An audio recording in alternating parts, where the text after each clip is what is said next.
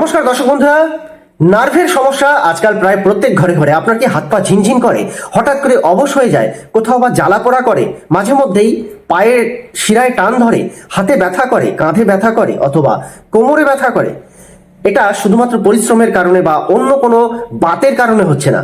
জেনে রাখবেন, কোথাও না কোথাও নার্ভের সমস্যা তৈরি হচ্ছে, অর্থাৎ নার্ভের উপযুক্ত পোষক তত্ত্ব কম হয়ে যাচ্ছে অথবা নার্ভের মধ্যে অতিরিক্ত বিষাক্ত খাবার পৌঁছে যাচ্ছে, যার ফলেই এই নার্ভের সমস্যা তৈরি হচ্ছে। আজকের এই ভিডিওতে নার্ভের সংক্রান্ত যে বিষাক্ত খাবার, অর্থাৎ যে খাবারগুলো নার্ভের সমস্যাকে রাতারাতি বাড়িয়ে দেয়, আবার সেই খাবার যেগুলো নার্ভের সমস্যাকে দিনের পর দিন কম করতে সাহায্য করে, দুটো খাবারের ব্যাপারেই আজকের এই শর্ট ভিডিওতে উল্লেখ করব।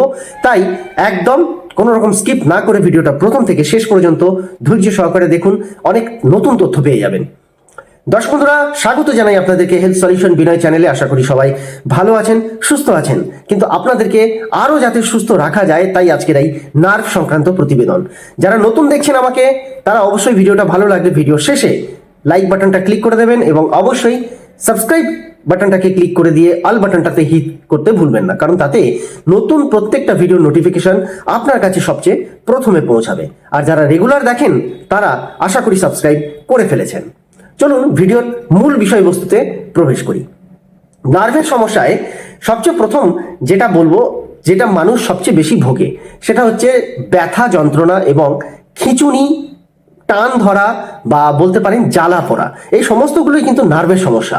সেটা সাইটিকার ব্যথা হতে পারে বা আপনার জয়েন্ট পেন হতে পারে বা কোমরের ব্যথা হতে পারে বা যাই হোক না কেন, প্রত্যেকটা জায়গাতেই কিন্তু সেই নার্ভের প্রবলেম রয়েছে। তাই এই নার্ভকে সতেজ রাখতে গেলে আমাদের কিছু পদ্ধতি অবলম্বন করা উচিত। তার মধ্যে সবচেয়ে প্রথমে যেটা দরকার পড়ে সেটা হচ্ছে খাওয়া দাওয়ার নিয়ন্ত্রণ। আর এই খাওয়া দাওয়ার নিয়ন্ত্রণেই সবচেয়ে প্রথমে যেটা বলবো সেটা হচ্ছে বিষাক্ত সেই খাবারগুলো যেগুলো নার্ভকে ভীষণভাবে ড্যামেজ করে। প্রথমেই চিনি বা মিষ্টি জাতীয় খাবার, যে কোনো ধরনের চিনি এবং মিষ্টি জাতীয় খাবার থেকে বিরত থাকতেই হবে, কারণ এটা নার্ভের প্রদাহকে বাড়িয়ে দেয়, অর্থাৎ জ্বালা যন্ত্রণা ফোলা ভাবকে বাড়িয়ে দেয়, ডায়াবেটিক নিউরোপ্যাথি তৈরি করে। ডাক্তারি পরিভাষা ডায়াবেটিক নিউরোপ্যাথি, যেটা নর্মালি ডায়াবেটিস রোগীদের মধ্যেই দেখতে পাওয়া যায়, আর এটা খুব বাজে রোগ। আর এরপর যেটা বলবো সেটা হচ্ছে বাইরের যে কোনো জাঙ্ক ফুড, ফাস্ট ফুড, প্যাকেটজাত প্রক্রিয়াজাত খাবার, অর্থাৎ প্রিজার্ভ করে রাখা খাবার, ফ্রিজের ঠান্ডা করে অনেক দিন ধরে জমিয়ে ঠান্ডা করে রাখা খাবার একেবারেই খাবেন না। নার্ভের জন্য ভীষণ ক্ষতিকর, টক্সিন তৈরি করে, আর এতে ট্রান্স ফ্যাট তৈরি হয় যেগুলো নার্ভের সেলকে নষ্ট করে দেয় এবং রক্ত সঞ্চালন প্রক্রিয়াকে অনেক ধীরগতি করে দেয়। পরবর্তী সেটা হচ্ছে তেল ঝাল মশলা। আমরা জানি তেল ঝাল মশলা শুধুমাত্র আপনার গ্যাস অ্যাসিডিটিকে বৃদ্ধি করে না, নার্ভের শক্তিকে কম করে দেয়, ইনফ্লামেশন বাড়ায়, জ্বালা পোড়া বৃদ্ধি করে। পরবর্তী সেটা হচ্ছে অ্যালকোহল এবং ধূমপান, দুটোই নার্ভের জন্য অত্যন্ত ক্ষতিকর। অ্যালকোহল তো সরাসরি অন্ত্রে শোষিত হয় না, অর্থাৎ আমাদের অ্যালকোহল কিন্তু হজম হয় না, সেটা সরাসরি নার্ভের মধ্যে মিশে যায়, আর নার্ভকে প্রত্যক্ষভাবে ড্যামেজ করে ফেলতে পারে, ডাইরেক্টলি ড্যামেজ করতে পারে এই অ্যালকোহল। নার্ভের যে কোনো সেলকে নষ্ট করে দিতে পারে। আর এই অ্যালকোহলের সঙ্গে সঙ্গে ধূমপানও সমানভাবে কিন্তু নার্ভকে ক্ষতি করতে বদ্ধপরিকর, তাই অ্যালকোহল এখানে ইনটেক করা যাবে না।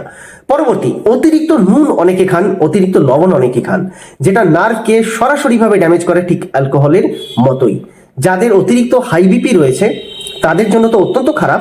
শুধু বিপি নয়, রক্ত সঞ্চালনের টোটাল প্রক্রিয়াকেই কিন্তু অনেক স্লো করে ফেলে অথবা অনেক বেশি বৃদ্ধি করে দিতে পারে, অর্থাৎ নির্দিষ্ট ফ্লো রাখতে পারে না। একটা সমান্তরালভাবে যে রক্তের ফ্লো হবে সেটাকে কিন্তু রাখতে পারে না এই অতিরিক্ত লবণ, আর যার ফলে রক্তের কার্যকারিতা যেটা রয়েছে সেটা অনেক কমে যায়। নার্ভের যে সেলগুলো রয়েছে, নিউরনগুলো রয়েছে, সেগুলো ড্যামেজ হয়ে যায়। এবার চলে আসি কোন কোন খাবার আমরা খাবো। এগুলো তো গেল বিষের কথা, আমি বিষের কথা বলে দিলাম। হ্যাঁ, বিষের মধ্যে কিন্তু কোল্ড ড্রিঙ্কস, সফট ড্রিঙ্কসও রয়েছে, সেই মিষ্টি জাতীয় খাবারের মধ্যেই পড়ে ওটা, তাই আলাদা করে বললাম না। আচ্ছা, কি কি খাবারগুলো খাবো? নার্ভকে সতেজ রাখতে সবচেয়ে বেশি প্রয়োজন যেটা, সেটা হচ্ছে ভিটামিন B12। আমরা জানি একটা ভিটামিন B12, তো সেই B12 জাতীয় খাবারগুলো অবশ্যই খেতে হবে, যেটা কিনা নার্ভকে রিপেয়ার করতে সাহায্য করে। কোথায় পাবেন? ডিম, দুধ, ডেয়ারি, যে কোনো প্রোডাক্টস, দই, এগুলোতে, এবং কিছু বাদাম জাতীয় খাবারেও কিন্তু এই ভিটামিন B12 পাওয়া যায়। বিটরুটেও পাওয়া যায়, গাজরেও পাওয়া যায়, তবে কিছুটা কম পরিমাণে। দ্বিতীয়, বাদাম এবং বীজ, যে কোনো ধরনের বাদাম, কাঠবাদাম হতে পারে, চিনে বাদাম হতে পারে, কাজু বাদাম হতে পারে, এই বা আখরোট হতে পারে, পেস্তা হতে পারে, যে কোনো ধরনের শুকনো ড্রাই ফ্রুটস যেটা আমরাকে বলে থাকি, সেই ড্রাই ফ্রুটসের মধ্যে যে বাদাম থাকে সেই প্রত্যেকটা বাদাম কিন্তু আপনার প্রয়োজন। কারণ এই বাদাম হচ্ছে গিয়ে আপনার নার্ভের শক্তিকে বাড়াতে সাহায্য করে, আর নার্ভকে সতেজ রাখতে সাহায্য করে, রিভাইটাইল করে। আর তার সঙ্গে বীজের কথা বলেছি, তিসির বীজ বা চিয়া বীজ অবশ্যই ডায়েটে রাখবেন।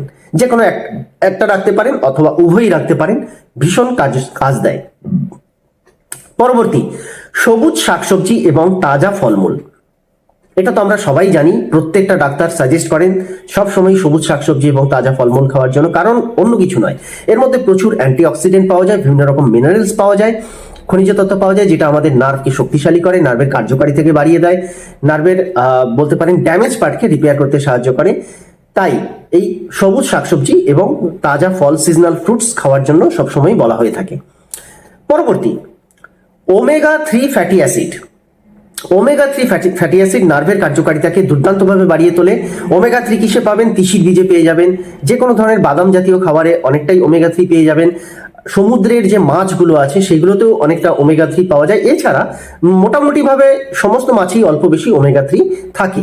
তাই ওমেগা 3 নার্ভের কার্যকারিতাকে বৃদ্ধি করে, নার্ভের যে নিউরনের কার্যকারিতা সেটাকে কিন্তু বৃদ্ধি করে। তাই ওমেগা 3 অবশ্যই ডায়েটে রাখবেন। হলুদ এবং আদা, কাঁচা হলুদ এবং কাঁচা আদা যদি আপনারা খেতে পারেন সেটা অত্যন্ত উপকার হয়। 1 কর পরিমাণ প্রতিদিন খালি পেটে অত্যন্ত উপকার করবে, আপনার নার্ভের প্রদাহকে কমাবে। তার কারণ হচ্ছে হলুদে থাকে কার্কুমিন, আর আদাতে অ্যান্টি ইনফ্লেমেটরি গুণ থাকে, অ্যান্টি অক্সিডেন্ট থাকে, প্লাস অ্যান্টিভাইরাল গুণ থাকে, দুটোর মধ্যেই থাকে। তাই এই দুটোকে যখনই আপনি ডায়েটে রাখবেন, আপনার কিন্তু নার্ভের ব্যথা, নার্ভের ফোলাভাব, জ্বালা যন্ত্রণা এগুলো অটোমেটিক্যালি ন্যাচুরালভাবে কমতে থাকবে, নার্ভ সতেজ হবে। তাই এগুলোকে অবশ্যই রাখুন। এছাড়া কিছু সারাদিনে যতটা পারবেন বেশি পরিমাণে জল পান অবশ্যই করবেন। আর হ্যাঁ, নার্ভের রোগীদের জন্য সবচেয়ে বড় ওষুধ হচ্ছে ঘুম। যারা নিত্য 7 থেকে 8 ঘন্টা ঘুমোতে পারেন, একদম নির্বিঘ্নে সাউন্ড স্লিপ, তাদের জন্য নার্ভের রোগ অটোমেটিক্যালি কমে আসে। তবে এই ঘুমটা দিনের বেলায় নয়, রাতের বেলায় অবশ্যই তাড়াতাড়ি খাওয়া দাওয়া শেষ করে তাড়াতাড়ি ঘুমানোর চেষ্টা করবেন। মোটামুটিভাবে চেষ্টা করবেন রাত 8টার মধ্যে খাওয়া শেষ করে দেওয়া, এবং তারপর মোটামুটি 1-1.5 ঘন্টার মধ্যে শুয়ে যেতে। সকালে যতটা পারবেন তাড়াতাড়ি আপনি ঘুম থেকে উঠুন, ব্যাস। এই পদ্ধতিগুলো মেনে চললেই দেখবেন নার্ভের সমস্যা অর্ধেক করে ফেলেছেন আপনি, বাড়িতে বসে কোনো ডাক্তার বদ্যি কবিরাজ লাগবে না। আশা করি ভিডিওটা তথ্যপূর্ণ, আপনাদের ভীষণ কাজে লাগবে। একটু বেশি পরিমাণে শেয়ার করে দেবেন। যারা এখনো পর্যন্ত সাবস্ক্রাইব করেননি, যদি ভালো লাগে সাবস্ক্রাইব করবেন। দেখা হচ্ছে নেক্সট ভিডিওতে। ভালো থাকবেন, সুস্থ থাকবেন, নমস্কার।